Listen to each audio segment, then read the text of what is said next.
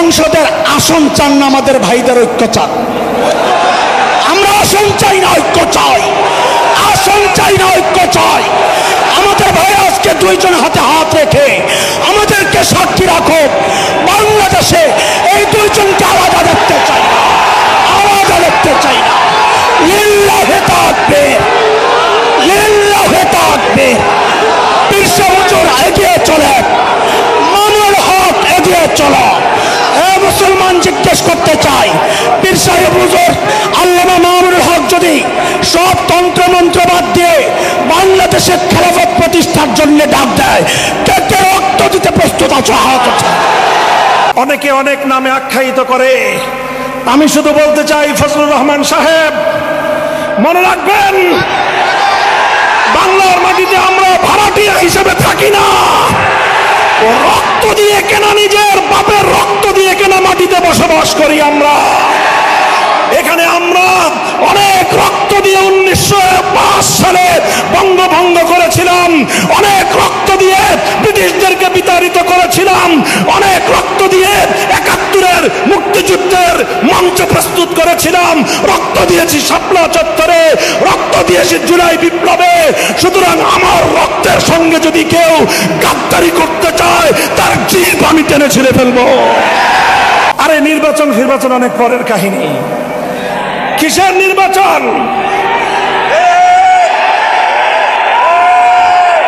2013 সালের শাপলা চত্বরের শহীদদের রক্তের প্রথম এই রক্তকে স্বীকার করতে হবে বাংলার মাটিকে।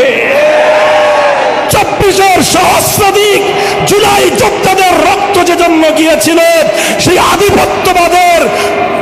আধিপত্যবাদের উৎখাত নিশ্চিত করতে হবে। জুলাই সনদ বাংলার মাটিতে কার্যকর করতে হবে। 72-এর সংবিধান বাংলার মাটিতে চলবে না, চলতে দেওয়া হবে না, চলতে দেওয়া হবে না।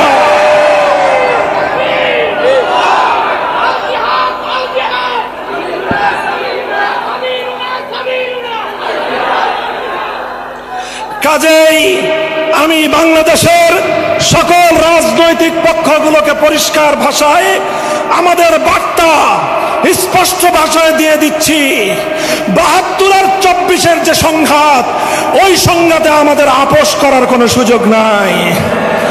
24-এর রক্তের সঙ্গে গাদ্দারি করে যারা আবার 72-এর বাকশালী ব্যবস্থার দিকে ফিরে যেতে চান, আপনারা যদি শহীদ জিয়াউর রহমানের নাম মুখে উচ্চারণ করেন, তাহলে আপনাদের আরেকবার উজু করা দরকার।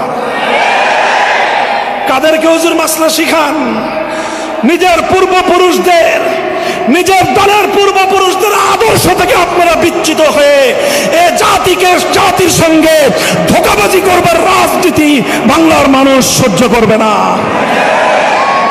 এছাড়া আসেন, আমরা অন্য কোনো কিছু নিয়ে আপনাদের সঙ্গে টানা হেঁচড়া হবে না, কিন্তু 24-এর বিপ্লবের পরবর্তী বাংলাদেশে 72-এর সেই বাকশালী ব্যবস্থা বাস্তবায়ন করতে গেলে আমাদের বুকের উপর দিয়ে, আমাদের লাশের উপর দিয়ে করতে হবে।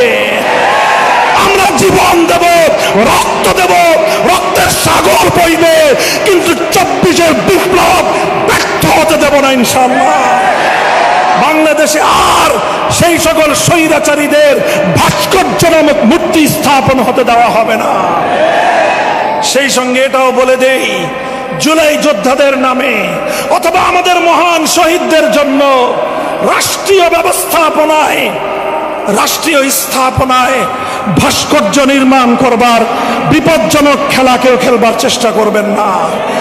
মনে রাখবেন, যদি আমাদের প্রাণ প্রিয় কলিজার টুকরা শহীদ আবু সাঈদ অথবা মুগ্ধদের যদি কেউ ভাস্কর্য নির্মাণ করতে চান, সেই ভাস্কর্যের সঙ্গে আমাদের সেই আচরণই হবে শেখ মুজিবুর রহমান সাহেবের ভাস্কর্যের সঙ্গে যে আচরণ করেছিলাম।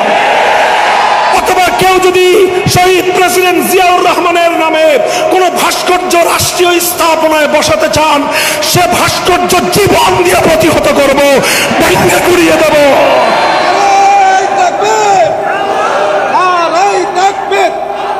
আমরা আদর্শের জায়গায় আমাদের কম্প্রোমাইজ করবার কোনো সুযোগ নাই। ক্ষমতা নিতে চান নিয়ে নেন, সংসদ নিতে চান অতটা আমরা আপত্তি করব না, কিন্তু আমাদের আদর্শের জায়গায় হাত দিলে হাত সহি সালেম বাড়িতে ফিরতে পারবেন না ইনশাআল্লাহ। হ্যাঁ, জিন্দা আছেন তো? মাথায় কাফনের কাপড় বাঁধো,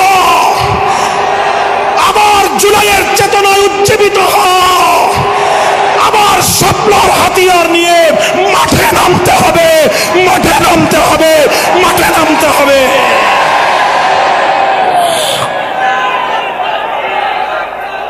আল্লাহ পাক কবুল করেন ইনশাআল্লাহ। কথা যা বললাম অক্ষরে অক্ষরে যেন সেই কথার উপর অক্ষরে অক্ষরে যেন অবিচল থাকতে পারি শেষ নিঃশ্বাস পর্যন্ত, সেই দোয়া আমি আপনাদের কাছে চাই। আমাদের কথা যেন আমরা রক্ষা করতে পারি। আল্লাহ যেন আমাদের আগামীর বাংলাদেশকে ইসলামের অনুকূল বাংলাদেশ হিসেবে কবুল করেন। সিরাতুন নবীর সুমহান আদর্শের আলোকেই আগামীর বাংলাদেশকে আমরা গড়ব। নাসরুম মিনাল্লাহি ওয়া ফাতহুন করিব ওয়া আখিরু দাওয়ানা আলহামদুলিল্লাহি রাব্বিল আলামিন। আলহামদুলিল্লাহ, আলহামদুলিল্লাহ, বলি আলহামদুলিল্লাহ। ইন্নাল হামদালিল্লাহ নাহমাদুহু ওয়া নুসাল্লি আলা রাসূলিহিল কারীম, আম্মা বা'দ। জাতীয় সিরাত কমিটির উদ্যোগে আয়োজিত আজকের এই সিরাত মহাসম্মেলনের এই লাখো জনতাকে সাক্ষী রেখে আমার উপর দায়িত্ব অর্পিত হয়েছে দুটি কথা বলার জন্যে, দুটি কাজ করার জন্যে। প্রথম কাজ হচ্ছে, বাংলাদেশ যখনই আক্রান্ত হয়েছে, এদেশের ইসলাম যখন আক্রান্ত হয়েছে, অতীতের ইতিহাস আমি বেশি দূর টানতে চাই না, খুব শিগগির যেই সমস্ত মনীষীদেরকে আমরা দেখেছি, শাইখুল হাদিস আল্লামা আজিজুল হক রহমতুল্লাহি আলাইহি, মুফতি ফজলুল হক আমিনী রহমতুল্লাহি আলাইহি, হযরত পীর সাহেব চরমনাই রহমতুল্লাহি আলাইহিকে দেখেছি ময়দানে নামতে, একসাথে কাঁধে কাঁধ মিলিয়ে হাতে হাত রেখে আন্দোলন করতে। বর্তমান সময়েও আমরা কিছু ফিতনা দেখছি। সিরাতুন নবীর দাবি হচ্ছে আমার নবী সর্বশেষ নবী, আমার নবী সারা দুনিয়ার নবী, আমার নবী সমস্ত ধর্মের নবী। সুতরাং বাংলাদেশে অন্য কোন ধর্মের প্রচার চলতে পারে না। বাংলাদেশে কাদিয়ানীদের খতমে নবুয়তের শত্রুদের কোনো কাজ কর্ম চলতে পারে না। আমরা আপনাদের পূর্বপুরুষকে নায়ক হিসাবে দেখেছি। আপনাদেরকে 2013-তে ব্লগারদের বিরুদ্ধে, আল্লাহর নবীর দুশমনদের বিরুদ্ধে রক্ত দিতে দেখেছি। 24-এর গণ আন্দোলনে রক্ত দিতে দেখেছি। দাদা বাবুদের উৎপাত থেকে এই দেশকে মুক্তি দেওয়ার জন্য আপনাদেরকে রাজপথে দেখেছি। আমরা নতুন এক সমস্যায় পড়েছি, সেটা হচ্ছে দাতা গোষ্ঠীর এক নতুন সমস্যা। যারা বাংলাদেশের মানচিত্র টুকরা করতে চায়, যারা বাংলাদেশকে খ্রিস্টান রাজ্য বানাতে চায়, যারা বাংলাদেশে LGBT2-কে প্রতিষ্ঠা করতে চায়, পশ্চিমা কালচার প্রতিষ্ঠা করতে চায়, এই জায়গায় আগের মতো আপনাদেরকে নায়ক দেখতে চাই না, একসাথে আপনাদেরকে মহানায়কের ভূমিকায় দেখতে চায়। আমি আপনাদের কাছে জিজ্ঞেস করি, আপনারা সংসদের আসন চান না আমাদের ভাইদের ঐক্য চান? আমরা আসন চাই না, ঐক্য চাই। আসন চাই না, ঐক্য চাই। আমাদের ভাই আজকে দুইজন হাতে হাত রেখে আমাদেরকে সাক্ষী রাখো, বাংলাদেশে এই দুইজনকে আলাদা দেখতে চাই না, আলাদা দেখতে চাই না। লিল্লাহি তাকবীর, লিল্লাহি তাকবীর।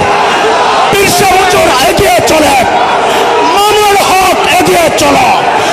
মুসলমান জিজ্ঞেস করতে চাই, পীর সাহেব হুজুর আল্লামা মামুনুল হক যদি সব তন্ত্র মন্ত্র বাদ দিয়ে বাংলাদেশের খেলাফত প্রতিষ্ঠার জন্য ডাক দেয়, কে কে রক্ত দিতে প্রস্তুত আছো? হাত আছে। আল্লাহ আমাদের ভাইদের ঐক্য কবুল করে। আরে বলেন আমি, আমরা বিচ্ছিন্ন দেখতে চাই না।